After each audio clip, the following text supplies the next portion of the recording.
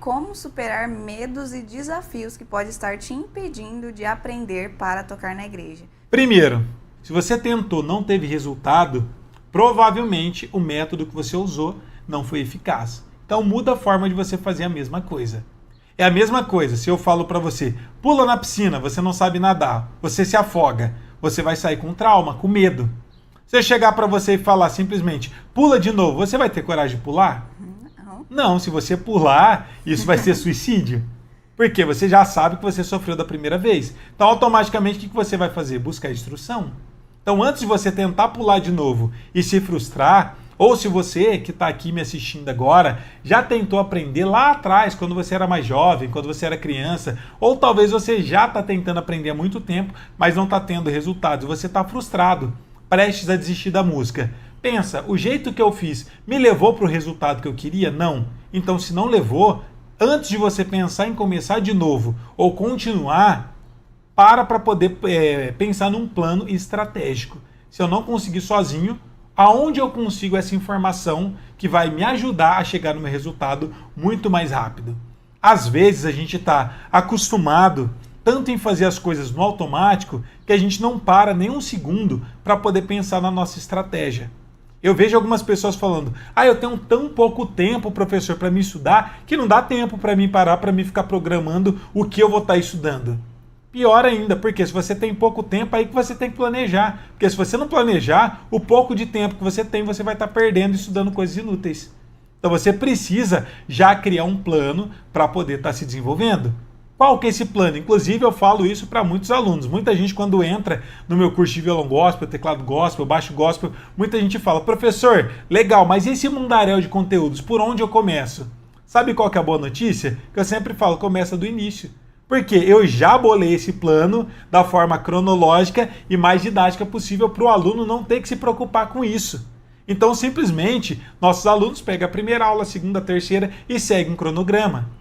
Mas da onde surgiu esse cronograma, professor? Veio da minha cabeça, eu nasci iluminado? Não, gente, eu aprendi esse cronograma com outra pessoa. Eu não inventei nada. Eu já disse para vocês algumas vezes que eu já tive mais de 10 professores e principalmente o que me ajudou a ter um cronograma de ensino e saber qual o passo a passo melhor para vocês conseguirem se desenvolver foi quando eu fiz minha faculdade, que foi uma licenciatura plena em música, que é uma faculdade focada no ensino musical. Então ali eu aprendi e vi exatamente qual o caminho trilhar. E aí eu organizei tudo isso que eu estudei, então peguei algumas ideias do meu primeiro professor, do meu segundo, do meu terceiro, e eu peguei só o que há de melhor deles e criei a minha estrutura. Então a minha estrutura não é igual a de ninguém. Vocês poderiam ter estudado com os 10 professores que eu tenho. Provavelmente você não teria o resultado que os nossos alunos têm estudando no nosso curso. Por quê? Porque ali eu organizei o que havia de melhor em cada um desses cursos, formatei isso tudo e deixei da forma mais didática possível. O que não tinha sentido para a gente tocar na igreja, eu descartei. O que realmente a gente tinha que focar, eu coloquei inclusive um material mais completo dentro dos nossos cursos. Então, muitas das vezes a gente não consegue desenvolver porque provavelmente você não sabe o que estudar, está perdido fazendo a mesma coisa e aí você ainda não para trilhar um plano para poder estar estudando e aí sai estudando qualquer coisa de forma aleatória. Se fosse simples assim, todo mundo tinha resultado. Quer ver alguns exemplos? Para você ficar forte, basta só você ir para a academia e sair levantando todos os pesos? Você vai ficar forte? Não. Você precisa do quê? De um plano. Quem é que cria esse plano? Um personal trainer e você ainda precisa de uma nutricionista para criar uma dieta balanceada para você ter resultado. Porque se fosse simplesmente levantar peso, todo mundo seria forte. Então percebe que existe ali não é um segredo, mas existe uma forma didática para a gente conseguir realmente ter resultado. Vou dar outro exemplo para vocês. Para você ser uma pessoa maratonista que corre muito, muito rápido, é simplesmente você colocar um tênis no pé e sair correndo todos os dias, você vai correr mais rápido do que uma pessoa profissional? Não, você precisa de um treinador, você precisa de uma alimentação balanceada. Não basta você correr todos os dias o máximo que você pode, porque vai ter treinos regenerativos que você vai ter que correr lento, vai ter dias que você não vai poder treinar, porque é uma metodologia que veio desenvolvendo ao longo dos anos e eles já testaram de tudo. Só que muita gente ainda está tentando testar ou descobrir algo que já foi inventado há muito tempo, que já foi testado lá atrás. Quem tinha que quebrar a cabeça para poder ter aprendido são as pessoas de 100 anos atrás, de 50 anos atrás, de 30 anos atrás. Não nós. Pra gente, hoje em dia, é muito mais simples aprender, porque já está tudo formatado, já existe uma metodologia específica para você aprender a tocar. Mas poucas pessoas buscam esse recurso e continuam ainda dando cabeçada em ponta de faca e não tendo resultado e continuando fazendo a mesma coisa. Tem uma palavra, é uma frase que fala, até cada pessoa fala uma coisa. Dizem que quem disse isso foi o Einstein, mas não é verdade isso. Mas dizem que insanidade, se é uma pessoa insana, é você fazer a mesma coisa igual esperando resultados diferentes. Se você está fazendo a mesma coisa há muito tempo, do mesmo jeito, esperando um resultado diferente, você é uma pessoa considerada insana pelo Einstein, ou eu não sei quem foi que realmente é dono dessa frase. Então para pensar, gente, tá tudo muito mais mastigado. Só que o que é mais triste, muita gente não busca o conhecimento, e o pior, se você ainda passa uma vida buscando esse conhecimento, pelo menos você ainda está iludido. Então já tá bom, você não está triste, não está frustrado, você simplesmente está iludido.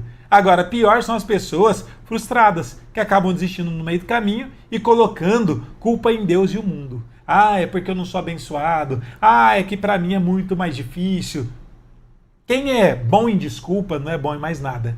Então lembre-se disso. Enquanto você está dando desculpas, se você parar para analisar, ver que você não está tendo resultado e busca o conhecimento correto, o resultado é inevitável. Agora, vocês têm escolha de simplesmente reclamar ou resolver essa situação. Tem uma frase que o nosso professor sempre fala pra gente que é: o problema é a solução. Se você tem um problema, com certeza tem uma solução, porque não existe um problema que não tem solução, que ele não é um problema. Então, se você está com esse problema, que é o medo de voltar a estudar, medo de se frustrar novamente, então você tem que fazer exatamente o que falou. Você vai identificar o que você estava fazendo ali, se você está tentando de um jeito, você precisa mudar para outro jeito.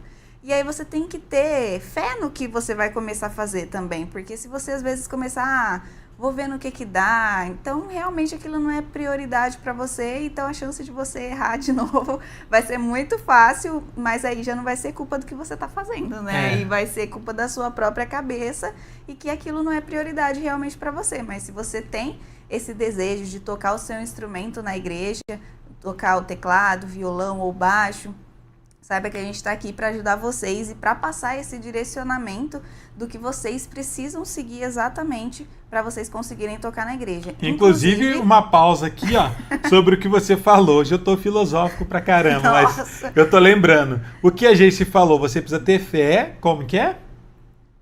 Você precisa ter fé e realmente acreditar no que você está fazendo. Mas eu não sei para quem já estudou isso, mas se você tiver fé, achar que você tem fé, mas não seguir o que você acredita, isso não é fé, e sim é fideísmo. Então é diferente uma coisa da outra. Ó, filosófico essa. Eu tô estudando muito, gente, ultimamente. Acordar 4h30 da manhã tá sendo bom. Mas é importante, além de você ter fé e você realmente seguir o que você acredita, mas estudar também, colocar em prática. Porque nós que somos cristãos, às vezes a gente está acostumados muito em ficar tipo o tempo todo colocando tudo na fé, tudo na espiritualidade e acaba deixando de fazer a nossa parte. Deus sempre vai fazer a parte dele, desde que a gente comece a fazer a nossa. Então a gente não tem que ficar terceirizando a responsabilidade para Cristo, não, para Jesus. Ele está aqui para ajudar a gente nas causas impossíveis. O que é possível é nós que temos que fazer. Porque senão seria muito simples. Pessoas que não são cristãs não tocariam tão bem assim, e nós somos músicos cristãos, era pra gente ser referência, mas a verdade é o oposto.